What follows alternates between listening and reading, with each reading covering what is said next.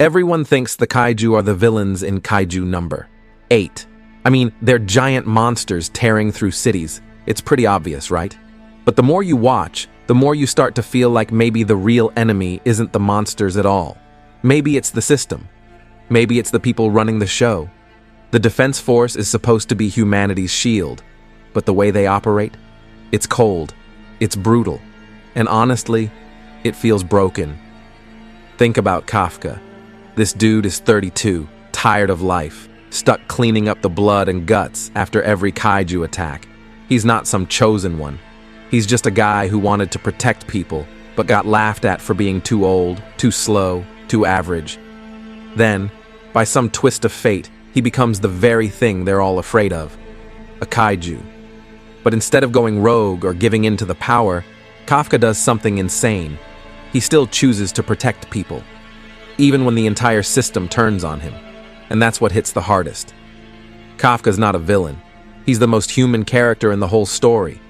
Yet the Defense Force doesn't even stop to ask questions. They see a monster, and their first instinct is to kill it, even if that monster saved their lives 5 minutes ago. It's not just unfair, it's terrifying. The way the Defense Force operates, it's all about control. They decide who gets to be a hero, who gets to fight, who deserves power, and if someone like Kafka comes along, someone they can't control, they treat him like a virus, not a person, not even a soldier, just a threat. And you can feel the weight of that on Kafka. You can see it in his eyes every time he hesitates to transform, not because he's scared of the power, but because he knows the people he's trying to save will hate him for it. That's the tragedy. He's fighting for people who've already made up their minds about him. The Defense Force is supposed to be the good guys, but the more you watch, the more you realize. They're stuck in the past. They see things in black and white. Kaiju equals evil. Humans equals good. But what about someone who's both? What about someone like Kafka? Instead of adapting, they reject him. And that says more about them than it does about him. It's not just about fighting monsters. It's about who they choose to call a monster. And that's where it gets even darker. Because you start to wonder, what else are they hiding? How do they know so much about kaiju weapons? What's the deal with those numbered kaiju suits?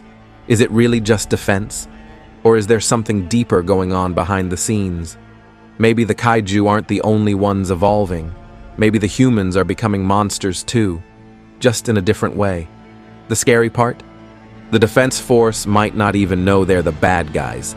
They genuinely think they're protecting humanity. But protection without compassion turns into fear.